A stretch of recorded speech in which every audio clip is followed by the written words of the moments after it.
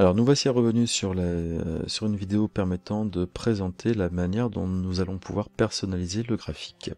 Alors pour montrer ce que l'on doit faire au niveau de la personnalisation du graphique, je me suis permis de saisir un certain nombre d'informations, notamment des absences et des retards sur les périodes 1 et 2, ainsi que quelques notes sur les périodes 1 et 2.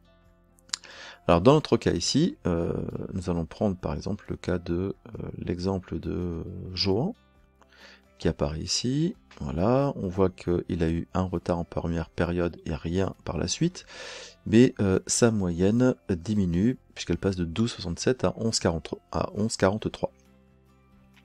Alors, ce graphique devrait représenter ces informations-là, sachant que les moyennes, on souhaite les représenter en barre, mais que les absences et les retards, on souhaite les représenter sous la forme de courbe.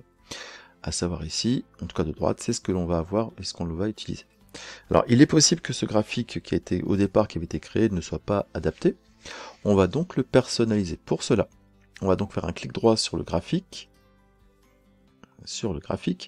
et on va donc sélectionner les données. On va donc vérifier ce qui existe. Alors, je vois qu'ici, il m'a mis période 1, période 2, période 1, période 2, période 1, période 2. Ah, ça c'est très bien. Sauf que, en fait, eh bien, les moyennes ne sont pas les absences, qui ne sont pas les retards. On va donc supprimer l'ensemble des données et on va rajouter les informations. Alors, la première série de données va correspondre à la moyenne, et par contre, les valeurs de la série correspondent donc aux moyennes de la période 1 et de la période 2.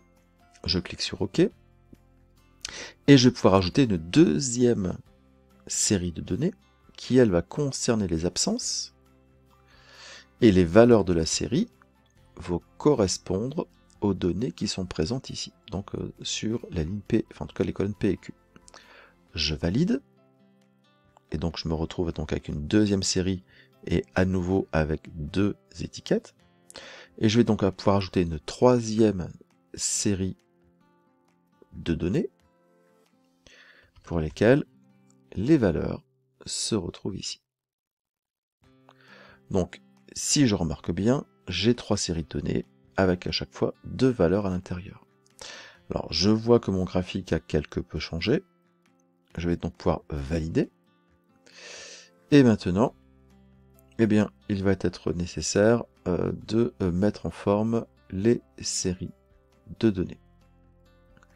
Alors, si je ne le vois pas là, je vais peut-être l'avoir dans le type de graphique. Voilà, c'est ici. Alors, le type de graphique, qu'est-ce que l'on va faire apparaître?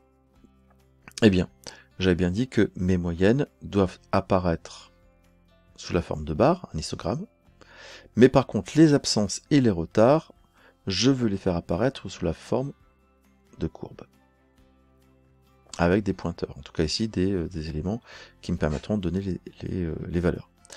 Autre problème, c'est que mes moyennes sont sur un axe beaucoup plus important que mes absences et mes retards.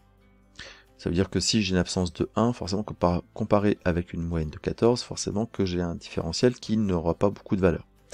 Dans ce cas-là, je vais donc cocher pour les absences et pour les retards un axe secondaire. Donc j'ai choisi un graphique avec courbe. Alors c'était marqué courbe empilée, je crois que je me suis trompé, c'est celui-ci. Voilà, une courbe standard, et non pas empilée. Mais je les mets bien sur un axe secondaire, c'est-à-dire que l'axe secondaire va représenter les valeurs correspondant, en fait ici, à mes absences et mes retards. Comme j'ai un différentiel, je ferai apparaître les éléments, mais ça aura plus de sens en tout cas en termes de lecture. Je clique sur OK, et donc je vois ici que le graphique qui est proposé, alors celui-ci, je vais le fermer, je peux l'agrandir un petit peu, de manière à ce qu'on puisse mieux le voir. Je peux déplacer mon graphique. Alors je vois qu'ici j'ai donc un axe qui va de 0, qui compte de 0,2 en 0,2. En fait ici ce sont des journées complètes de retard ou pas. Donc je peux personnaliser la graduation de mon axe secondaire. Je vais faire un clic droit sur l'axe secondaire et je vais donc ici alors que je me trompe pas, voilà, je vais donc ici mettre en forme mon axe, Et la valeur maximum, par exemple ici, je peux très bien dire que je vais pas mettre de maximum, je vais mettre en zone principale, ce sera 1. Voilà, et axe secondaire, je ne mets rien.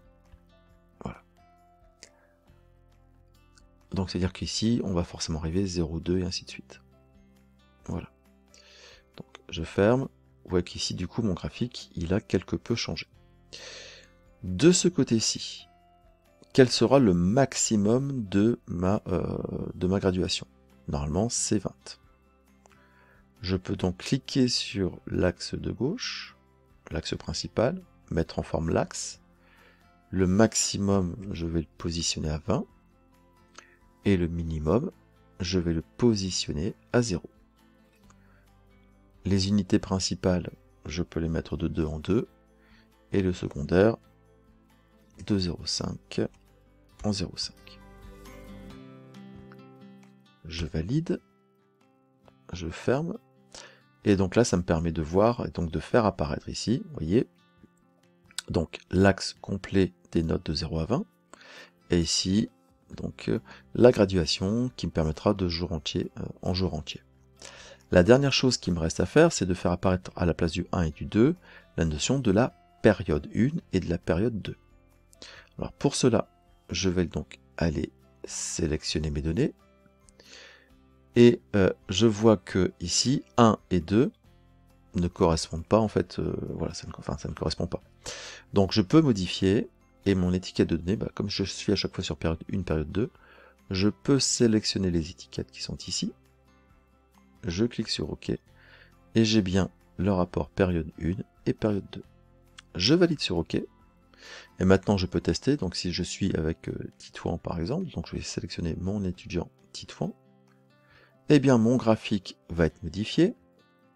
Si je prends Mathieu par exemple, donc ici, vous voyez qu'en fait ici, les graphiques vont être adaptés en la matière. Donc c'est bon, on va dire par rapport à ça. Ma feuille de synthèse me permet donc d'avoir une vue globale sur l'ensemble d'une année, des données liées à la fois à l'assiduité, aux absences et aux résultats scolaires, sachant que les moyennes sont des moyennes pondérées. Et je peux avoir pour chacun de mes élèves, en fait, un retour graphique de la situation. Alors, petite chose que je remarque, mes absences ou mes retards, logiquement, si je passe de 3 à 0, ça signifie que la situation s'est améliorée. Donc ça veut dire qu'en l'occurrence ici, la formule de calcul ne sera pas période 2 moins période 1, mais bien période 1 moins période 2. Et donc là, effectivement, j'étais à 3 absences, je passe à 0, donc c'est positif. De la même manière pour les retards, j'ai une erreur. Ce sera bien donc de la période 1 moins la période 2. Effectivement là, je suis passé de aucun retard à un retard, donc la situation s'est dégradée. De son côté, la moyenne par contre reste identique. Donc l'activité concernant la création de ce tableau de bord et de carnet de bord concernant le suivi des absences, des retards et des notes des élèves est à présent terminée. Je vous laisse éventuellement reprendre les différents tutoriels pour vérifier que tout est correct, mais normalement, eh bien, vous devriez pouvoir avoir à votre disposition un carnet de bord pratique, en tout cas à mettre en œuvre rapidement pour la prochaine rentrée. Si vous souhaitez rajouter des périodes, eh bien, vous pouvez suivre la même logique que nous avions suivi dans les autres vidéos. N'oubliez pas de dupliquer les feuilles, mais bien sûr, dans votre élément de synthèse, il faudra forcément insérer des colonnes. Voilà, je vous laisse donc eh bien, prendre en main, on pourrait dire, cette application. J'espère que ces différents tutoriels vous ont aidé dans la conception, la construction d'un outil qui vous sera personnalisé. Bien sûr, ça ne remplace pas les outils que vous avez de manière institutionnelle, que ce soit École Directe ou Pronote pour la saisie de vos notes. Ce tableau ici est un tableau personnalisé qui vous permet d'avoir un accès, on pourrait dire aux données de vos élèves avant une saisie définitive. Alors si vous avez des commentaires, eh bien n'hésitez pas, vous pouvez les laisser en dessous des vidéos et je vous dis à bientôt pour de prochains tutoriels. À bientôt.